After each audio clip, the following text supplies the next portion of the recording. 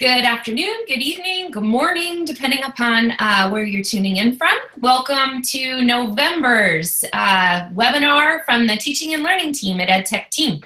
Our subject this evening, or this morning or this afternoon, is digital citizenship, and we have three awesome, amazing guest speakers with us tonight. I'm going to go ahead and screen share tonight's slide deck. So you can find all of the resources for tonight's webinar at edtech.team/digital citizenship webinar. We have three guests with us this evening. Tracy Pelzer comes to you from Kamloops, British Columbia, and she's the author of the glueedu.com. Alice Barr comes to you from Yarmouth, Maine, and she's an instructional technology coach there. And Brooke Whitlow comes from Hardin County Schools in Kentucky, and she is the instructional tech coordinator there as well. So everything for tonight can be found at edtech.team/digital citizenship webinar. We'll be tweeting out that link. We'll be putting that link in the YouTube pop-out chat. I encourage you to complete the form linked to there for a chance to win a free online course from EdTechTeam. So without further ado, we're going to hand things over to Tracy, who is going to kick off our topic tonight on digital citizenship.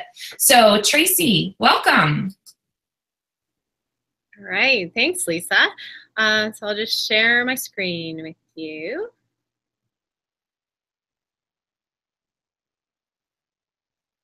Okay, can you see that? Yes or no? Yes, we can. Thanks. Perfect. Well, thanks everyone for joining us. And while we're waiting for this to load up, I'll just introduce myself. So my name is Tracy Pelzer, and I am, as Lisa said, from Kamloops, British Columbia in Canada. And I'm a grade 5 teacher, or 5th grade teacher. I work also as a library media specialist in my school, and I love integrating technology.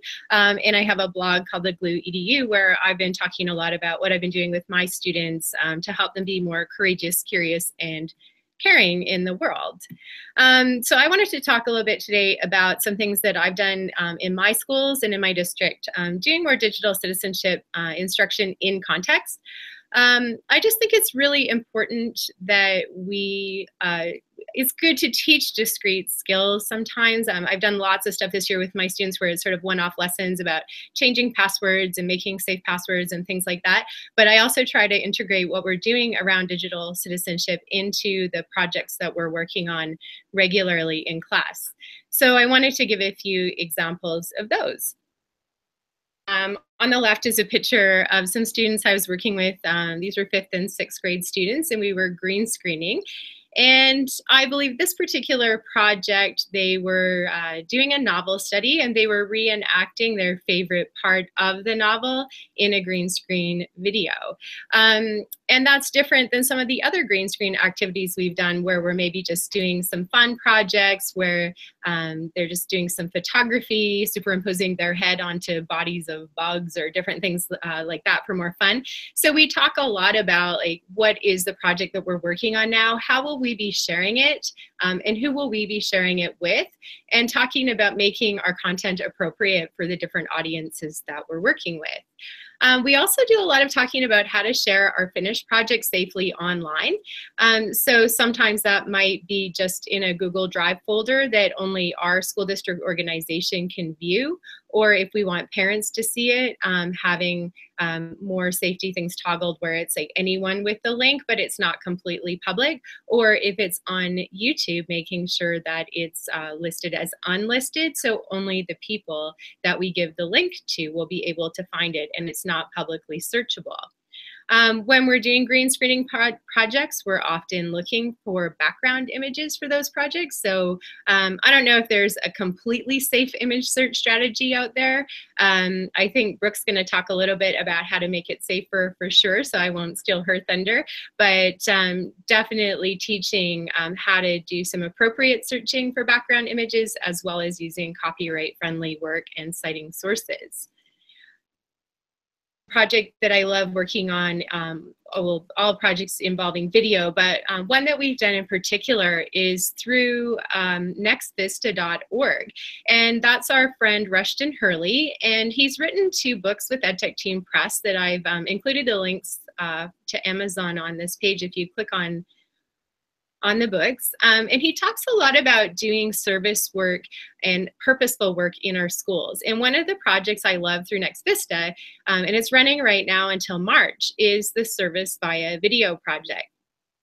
And so what this is students will do a video project that profiles a service organization in their community. And so they go and they interview people, they capture video footage, maybe of those interviews or of the facilities of that organization. So they need to acquire consent from those people in order to include their likeness or pictures of the buildings or facilities in their work. If they're using images in their videos, they have to make sure they're copyright friendly. And when Rushton and the judges evaluate their video submissions, they're really, really strict about making sure that everything's cited properly and that they have used copyright-friendly sources for their images as well as background music. They need to credit and cite their sources. And then again, when they're sharing, making sure that when it's published to YouTube, that they use that unlisted setting again. So all of these things are being taught in context and helping students be better digital citizens online, protecting their own information, and also just how to sort of go about sharing your work in a safer way with the world.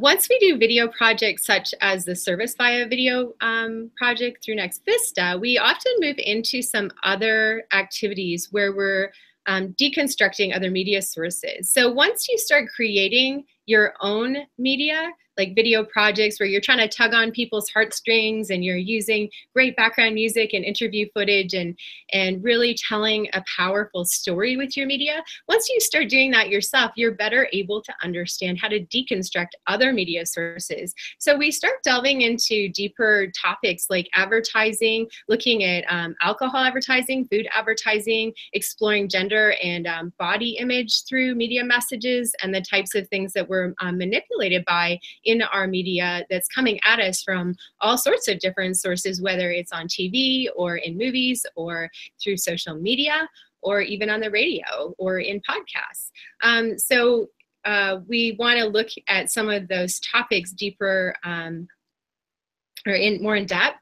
And I really love Media Smarts, which is a Canadian site, but anyone can go on and use the lessons there. And they have some really amazing teacher resources, super teacher friendly, that you can then go deeper with those topics. Common Sense Education also has an amazing scope and sequence where some of those topics are dealt with in a deeper fashion as well. And there's a great program called Be Internet Awesome that Google is providing, which is more game-based for your students, but also talking about those really important topics like information privacy and cyberbullying and challenging hate online. When we do inquiry and problem-based learning or project-based learning with our students, we do a lot of fact-checking discussions. So talking about, what is true and what is maybe not as true. And in fact, we have some of our students do presentations where they have to throw in some non-truths, and we have students who are responsible for doing fact-checking during the presentations, and we have a lot of fun doing that, trying to call out people on the different things that maybe aren't the truth that they're putting into their presentations that sound like they possibly could be. We do a lot of evaluating our information sources and looking at whether they're credible and current, and we do a lot of triangulation between sources, so at least 3 sources telling you the same information, and if one source is not telling you the same information, maybe looking for other more reliable sources. And making sure they're all telling you the same thing. Looking at different search strategies and settings, so making sure your image settings are for the safe image search in Google. Looking at different ways of searching for specific file types or within certain sites. Lots of things that you can learn in courses such as the power searching with Google.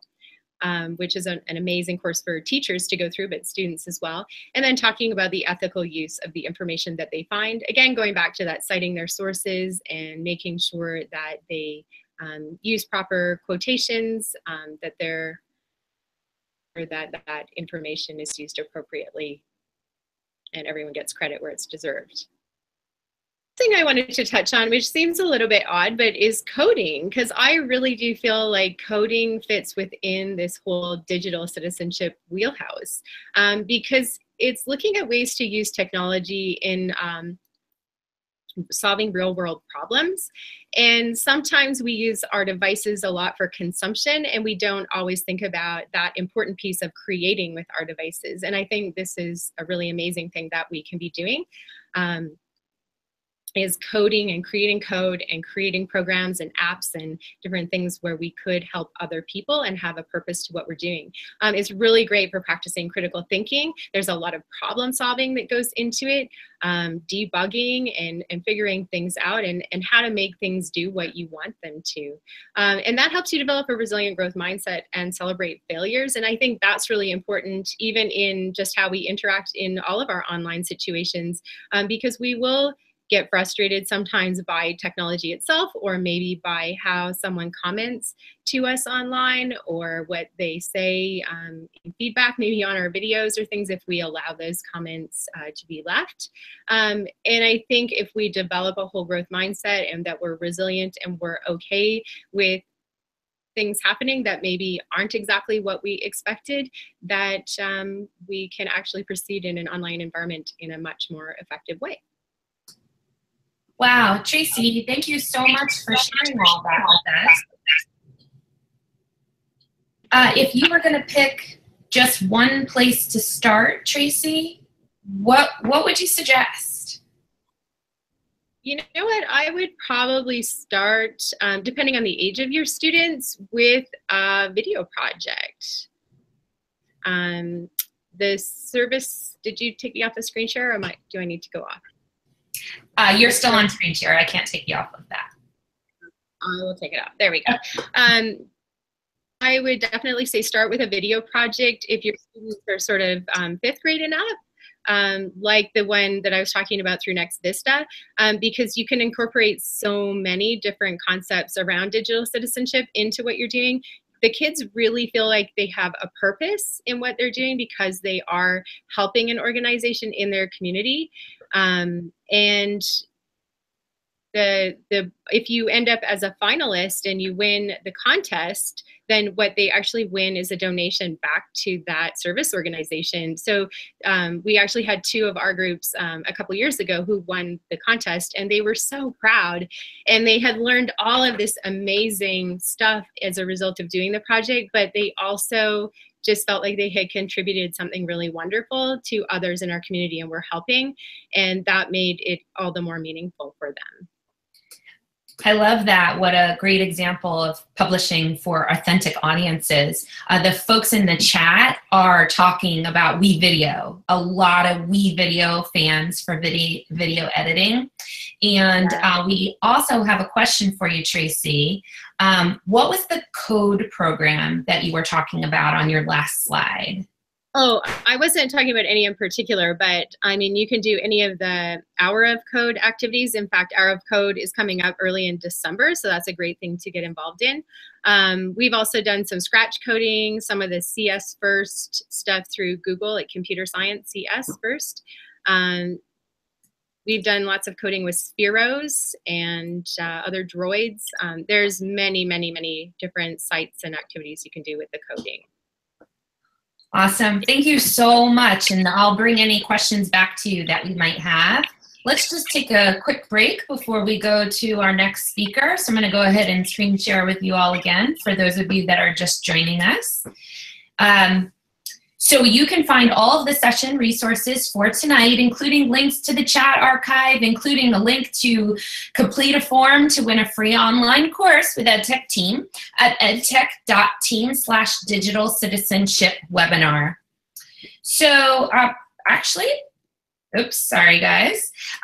Our next speaker is Alice Barr. Now, Alice is the one that actually sparked my idea to have the subject for digital citizenship this month. And the reason is because she was sharing with me about 5 weeks ago what they do in her school and how it's evolved over the years. So I'm going to hand the microphone over to Alice so she can share her story with all of you. Thanks, Lisa. Hi, everybody. I'm just going to share here and get into our slideshow. And so, as Lisa said, I'm Alice Barr. I'm the instructional technology coach at Yarmouth High School in Yarmouth, Maine. And our school, our kids have had computers since 2004. We've been one-to-one. So the kids know their way around using laptops fairly well, but where they could really use some improvement is how they manage their online lives. Our focus is we do digital citizenship in grades, all through elementary and middle school, and then when the students arrive in 9th grade, so 14, 15 years old, we do a large group activity with them.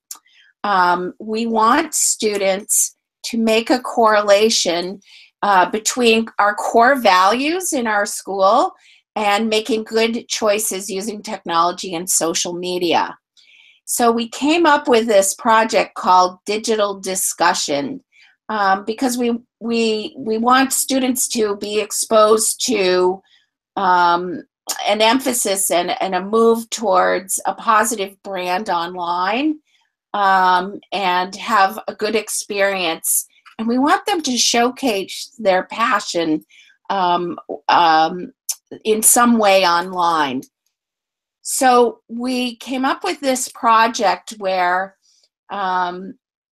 we start off to kind of introduce, it's called the Digital Compass Activity. And so we take all the kids to the gym, the students stand in a large circle, and the teachers are given signs, and the signs have the words on them such as right or wrong, I don't know, it depends on the situation, and then some others. We put up a scenario like what you see on the screen. Your teacher's such a jerk. You would tell the world, so you have to tell the world, so you post a rant on Twitter.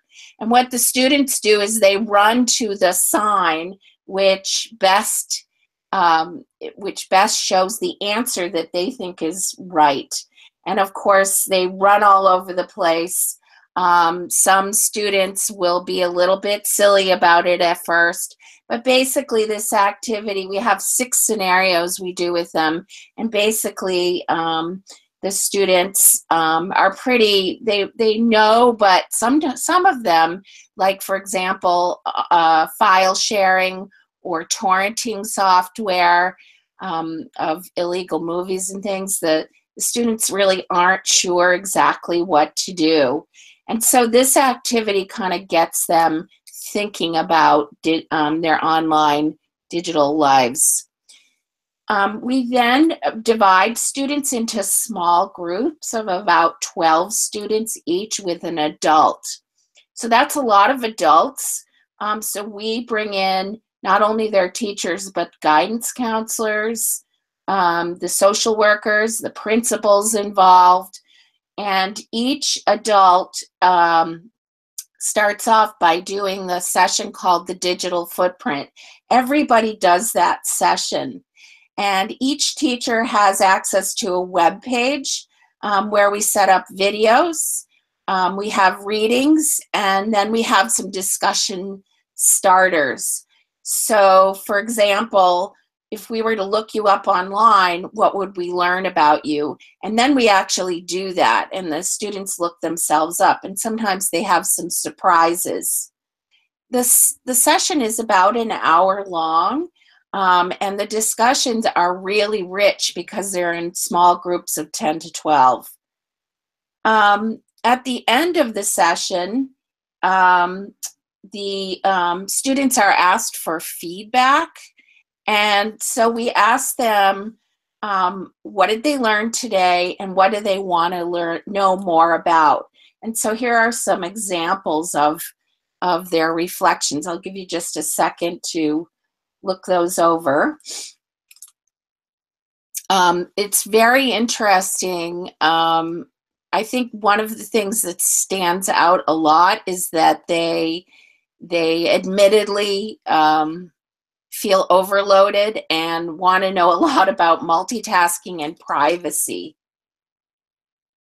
So I'm going to go ahead and we have do these discussion groups 3 different times, and you're welcome to take a look at the website. The URL is up at the top, bit.ly/digital discussions. And what students do is they pick the next 2 sessions that they want to go to. So we do want to honor a little bit of choice for them. You'll notice that the sessions are, and I had them up previously, but digital activism, privacy, multitasking, digital overload, and be a creator. Each of those topics has its own web page, again with videos, some reading to do, and discussion questions. And we update these every year.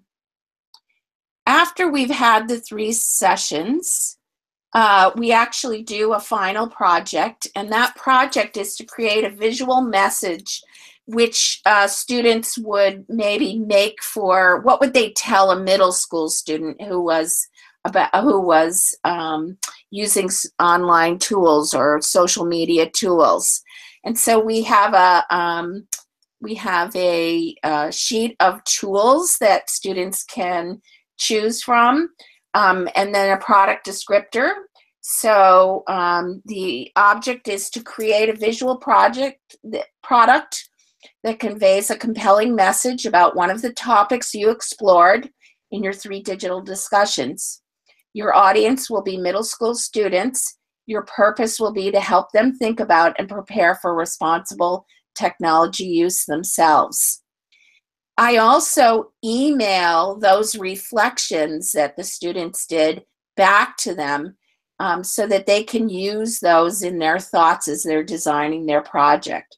They have a choice of tools, as you can see, and they have about 60 minutes or so to make something, and then they submit it to the link you'll see in the bottom, or in the middle quadrant on the bottom. They submit their project to a Google form so that we can look them over. So for example, this is one that a student did a PSA on be a creator, and actually if you click on the link in the in here, it will open into his Powtoon. Let's see if I can get that to come up. And I don't know if the sound will work. We'll see here. Maybe not. But basically, we actually go through and we look at all these projects. Here, I'll just do that real quick.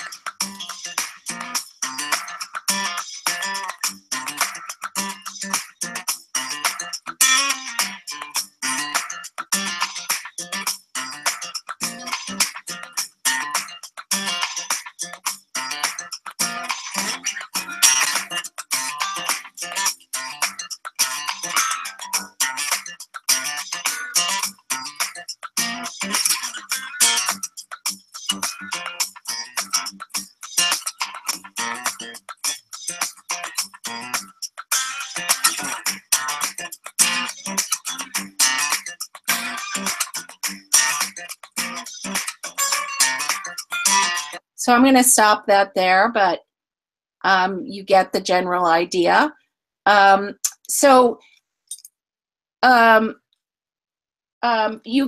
sort of begin to see that we're trying to promote that positive online behavior. And one of the ways that we know we're having an impact is that the pastor at our local church called me last year and asked me about the digital discussion program. She had actually overheard heard students in a Sunday school class talking about the sessions, how they liked the videos and how it was making them think differently. So we feel pretty strongly that honoring student choices and giving them a voice in the conversation has had a really positive effect, both in their lives, both on and offline.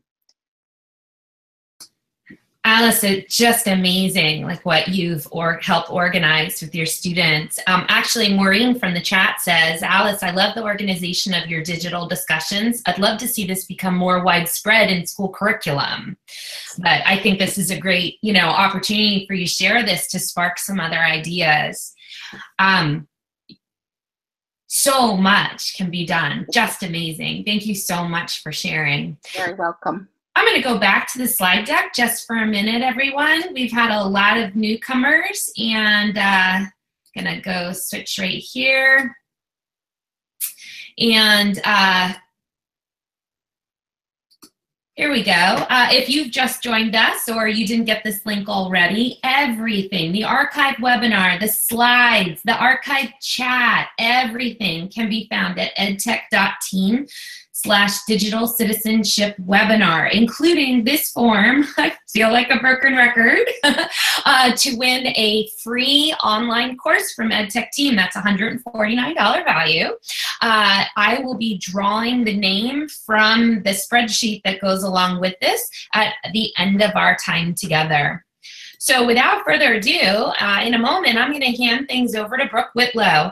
What I love about what Brooke is going to share with us is she's going to tell you how to get started young and start teaching these tools and these concepts as soon as possible once the kids are in school. So I'm going to stop screen sharing, and I'm going to switch over to you, Brooke.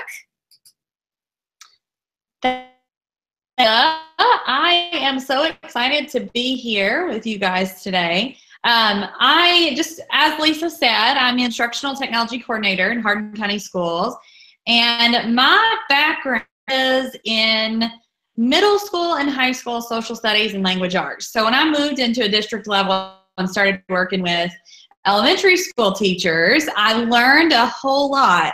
And one of the things that I really started to pay attention to were little tips and tricks that could be implemented at a very young age. And personally, I have a 6-year-old and an 8-year-old, and I'm a little neurotic about how they search on the internet. I guess that's a good thing, as we all should be. And when Lisa first asked me to talk a little bit about I immediately went to just some very practical tools and resources to help us to become better digital citizens. So totally different approach with you guys tonight, and kind of just give you some resources. Number one, that you can use with your littles, no matter what age, just safe searching, as Tracy said earlier. And then I want to kind of go into some tools for teachers and administrators and tools that help us sort of tell our story, but help us to be mindful digital citizens in the process. So without further ado, I'm going to flip over here to my first slide. So as Lisa just said, you guys have the link to the slide deck. And I know this may not be the most interesting slide that's ever been made, but I wanted you guys to have this graphic with the arrows on it so that you could take it to your teachers. Feel free, copy and paste away. Grumpy Cat just so happens to be my favorite example to use. And never talk to a group of teachers ever without talking about these first tips. And Grumpy Cat is always the one that I use in this example, by the way. So this first thing here is image searching, which I know is something that's very popular, especially in our early. My son is really into dinosaurs, and it's so funny because you will see him on his iPad or his Chromebook looking up, dinosaurs that I can't even pronounce, much less spell. And I see him always doing this, and so it makes me. He's literally steps that you see on the screen just to browse dinosaurs, because Google makes it really easy and these safe searching tips on Google for us to teach digital citizenship at a very early age. And, you know, my kiddos are perfect examples of that. See here, the first photo is just a screen capture of Google image search. I typed in grumpy cat, and you'll see there that I clicked on right underneath our search bar. When you click on tools, you'll notice that you get an extra layer there. You have size, color, you see usage rights. And so this is a great way to kind of initialize that conversation with our students on what this means and what licensing means. Searching, because not everything that exists on the internet, obviously, is free and, you know, available for them to use. Another fun fact in here too, when you start to use this extra toolbar in Google image searching, because people get a transparent image, and how do you find a picture that has a clear background? And this is the same way that you can find that as well. So this is just a very practical tool. And you guys, I could not sleep tonight if I didn't share just these little nuggets of wisdom with you. So here's the other one, and this is inside of a Google Doc. Now, if you know this, you know how important it is, and you probably love it. But you know, I never assume anything. I never assume that everybody knows this, because it never fails. You know, if someone sees this and they don't know about it, then they're angry in the room because no one told them. So I always share this one as well. And this is inside a Google Doc. So you'll see there's three images here, and each one are out. So feel free, take this, share it with anybody you think might find value in this. So what we have here is a searching, this is called the Explore tool, and it's a way for us to search inside of a Google Doc. Now, I don't know about y'all, but I taught middle school kids, and I needed to find every possible way to keep them focused, because having middle school children on the internet was very similar to herding kittens. And so if I could create or put them into a system that kind of helped them focus, then that was most definitely what I was going to do. And so that was one of the reasons that I love this Explore tool. So when you click on Tools and then you go down here to Step 2, you'll see Explore. Again, Grumpy Cat is my favorite example. He always makes me smile. And then you'll see quotation marks there. And when we are teaching our students how to search and analyzing, you know, searches and websites and resources that exist on the internet, this is a great tool. This is a great also to kind of help them get a little snapshot of the websites that they're looking at right there in that Explore.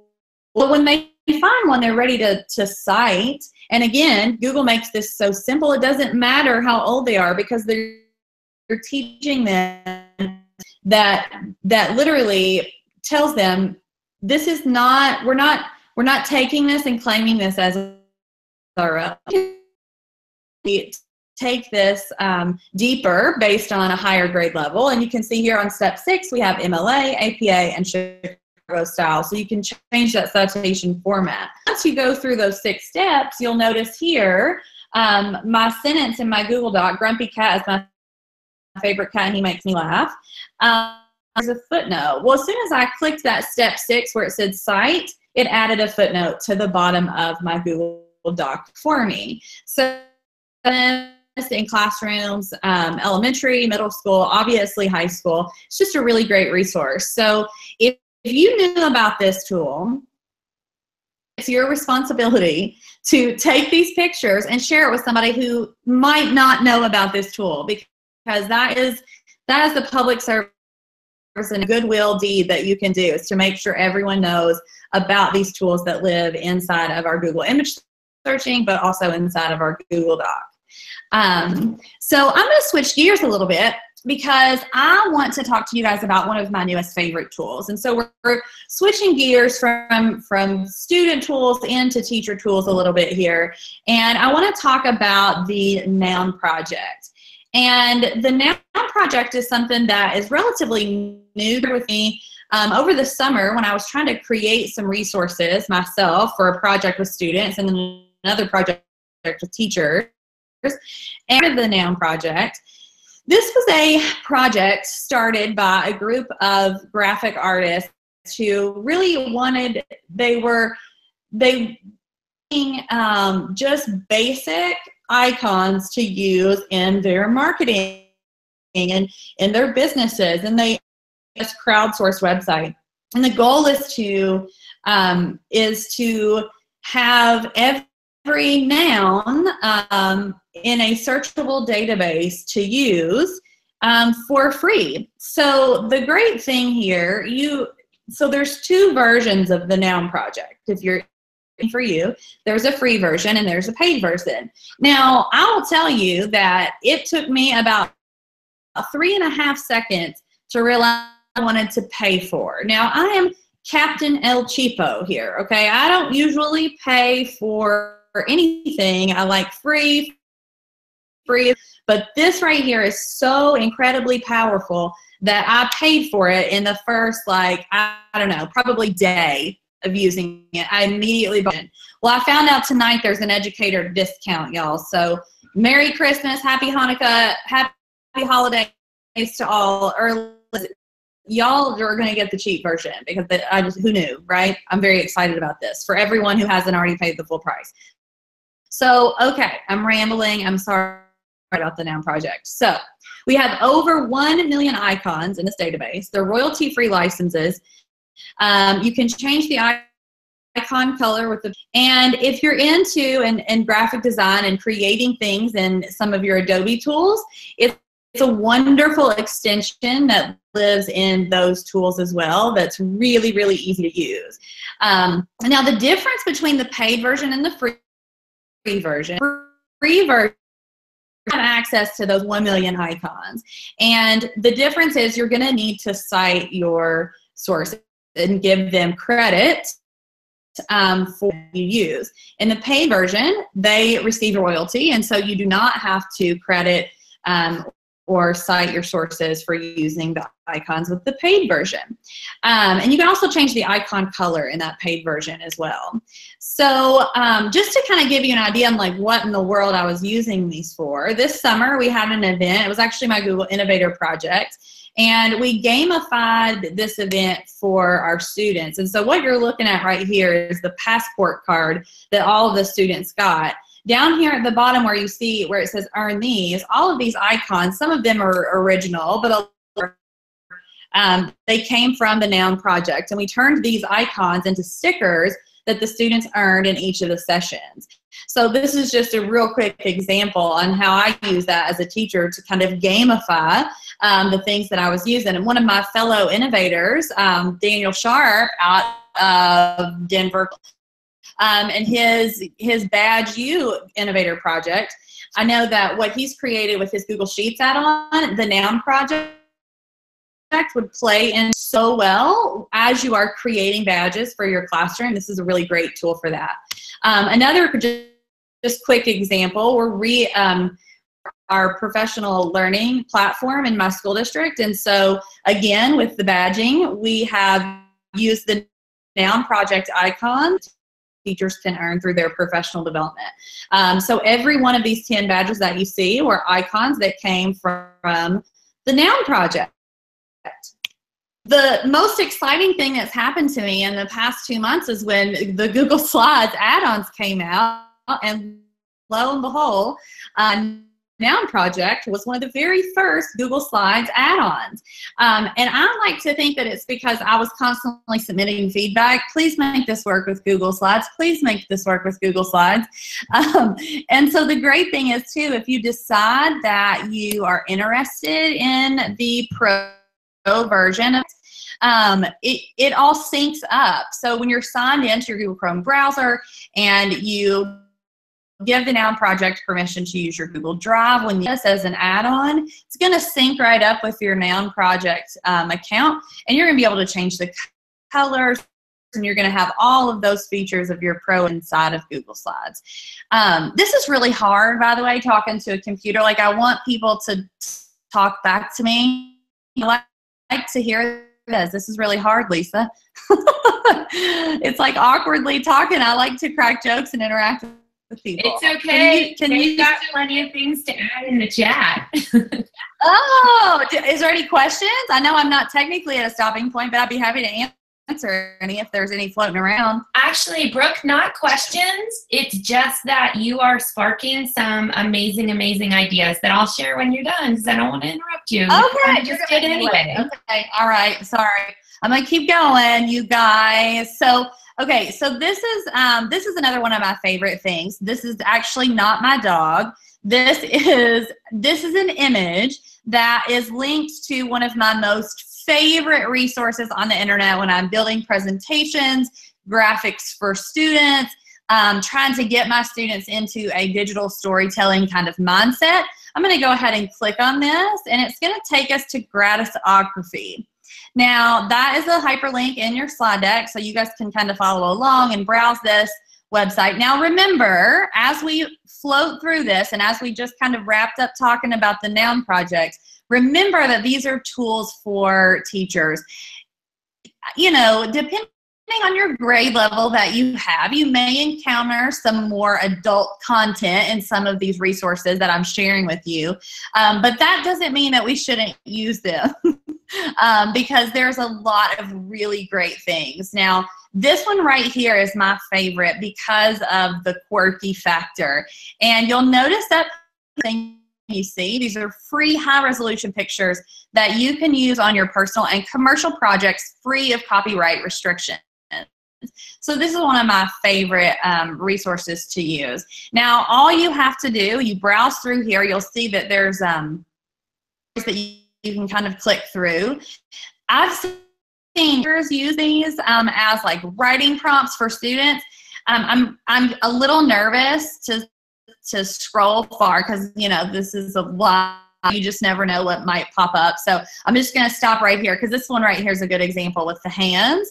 But there's a lot of really whimsical, quirky kind of photos that are on this website that can be really interesting for narrative writing or perspective writing and just to help our students, you know, have a digital storytelling mindset. And again, they are free. Now, the thing that I always love, and I always say this because I've been influenced well by my good friend, James Allen, who is a library media specialist in Eminence, and he's always preaching and being a good person and giving credit. And so you'll notice that on James's Twitter, he's KYL Chatter, you'll notice a lot of these graphics from Gratisography, and then another one that I'm going to show you here in a second. You'll notice that he on the bottom of the graphic, which is just good practice, obviously. But on Gratisography and the next one I'm going to show you, you don't actually have to do that. It's just, right? He's going to be so proud of me for saying that. So, and when you want to use these, you'll notice right here, as soon as my mouse is clicking on it, or hovering, not even clicking, this little button pops up, and I click that. It downloads the image right there into my easy to use, and there's a lot of inspiration floating on this website.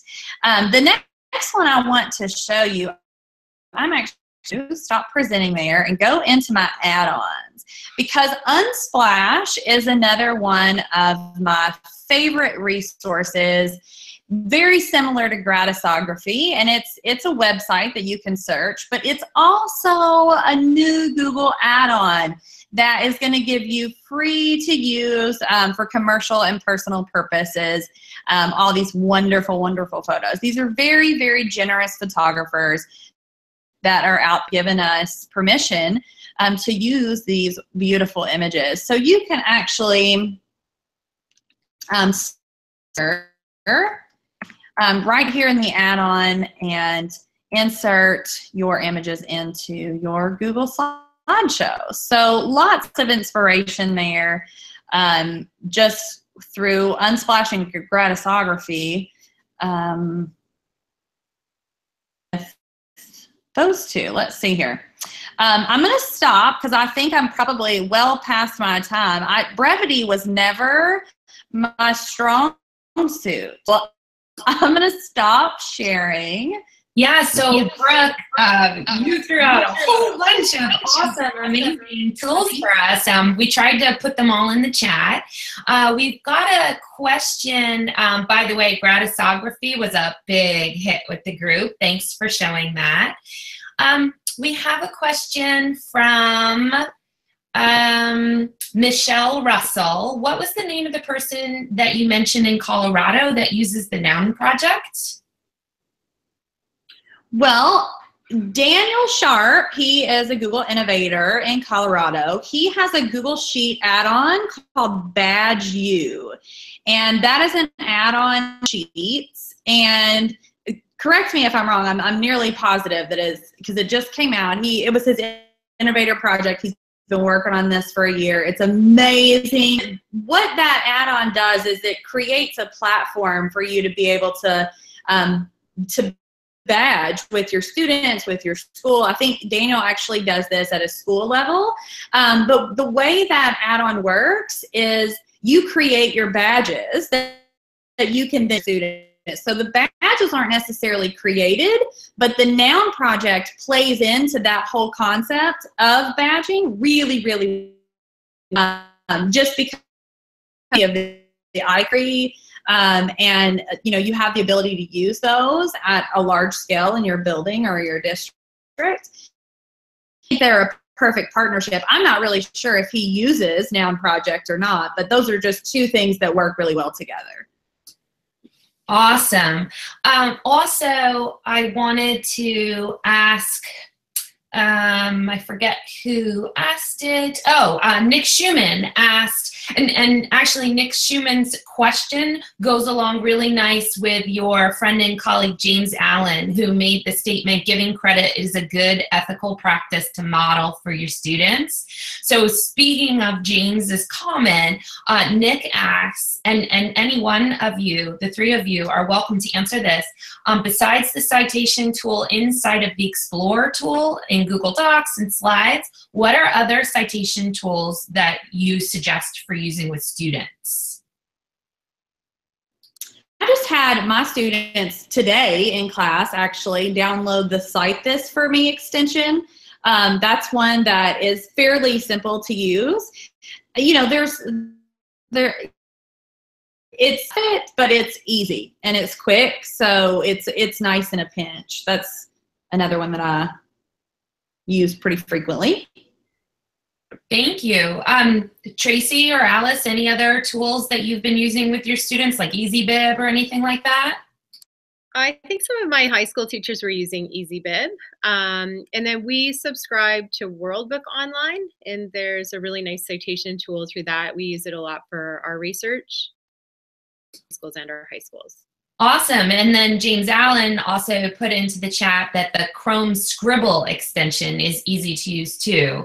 I'll be honest, I've only used the Explore tool and EasyBib, so it's great to hear about a couple of other things. And Jacqueline in the chat just mentioned Noodle Tools. Oh my gosh, it's been around forever, right?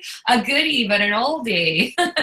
Absolutely. So, oh, and James added EBSCO and Britannica as well to look for the Cite button.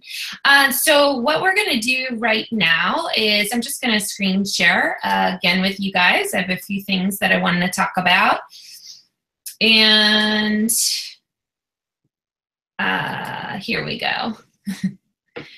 All I think about is now I want ice cream. All right, so we've gone over tons and tons of information together, and you can find the archive to this video at edtech.team/digital citizenship webinar. Please, share that link with your colleagues so, they can watch the webinar, or they could just look at the slides if they want. Of course, it's always better with the presenters with it. This is your last chance to enter. We have a whole bunch of entries to win a free course, online course with EdTechTeam. It doesn't have to be one of the 4 that's on the screen here, but we have a whole library of courses that are at your own pace. They're about 15 hours, and if you want, you can pay a little additional fee for optional 1 graduate credit. I encourage you to go to EdTechTeam online and check out our library, and then go ahead and you know, this is your last few seconds to fill out that form. We encourage you to learn more and stay connected with EdTechTeam. Follow us on Twitter. I tweeted out from my own personal account at @LThuman. I tweeted out every Alice's and Tracy and Brooke's contact information on Twitter. Feel free to reach out to any one of us for more information. Join our online community. Steve Wick was in the chat. He's a big community user for EdTechTeam, sharing lots of resources there, and visit us at edtechteam.com. Right here in the slide deck is a link to the archived webinar. It's the archived chat. I'm going to take everything from our chat tonight with all the links and post it into the Google Doc link there. If you'd like to request a workshop from any one of our speakers, from our catalog, just to have EdTechTeam come and work with you and your colleagues at your school, go ahead and you can either go to edtechteam.com/request, or you can click that link right there. And then if you would like a 1-hour PD certificate for your participation in tonight's webinar, go ahead and click that link and we'll generate one for you. I'd also like to announce the final Teaching and Learning webinar for 2017. On December 12th, we will be joined by guest speakers for Accessibility for All. So it's going to be a very interesting webinar. We'll be talking about UDL, we'll be talking Universal Design for Learning, we'll be talking about tools and tips and tricks that are helpful to meet the needs of all learners. So what I'm going to do is I'm going to use my new favorite random name picker called the Name Picker Ninja. So what I'm going to do here is this. And this is the Name Picker Ninja, and it's a lot like some of the other name pickers that we've used. I just like it because it's a ninja. So I'm going to go ahead and take those sample names out of there, go in here and pick the names from the folks that submitted our form tonight, paste them into the Name Picker Ninja, and let's see. Do I always like forget what to do next? Uh-oh. And go. It's the simple button. And the winner of the free online course with EdTechTeam tonight is Kristalla Button. So everybody go ahead and congratulate Kristalla. Let me go ahead and stop screen sharing here. Kristalla will reach out to you directly with information on how to get your free online course with EdTechTeam. So having said that, thank you, Alice. Thank you, Brooke. Thank you, Tracy, for your time tonight and your expertise. And join us in December for Accessibility for All. Thanks, everyone. Have a good night.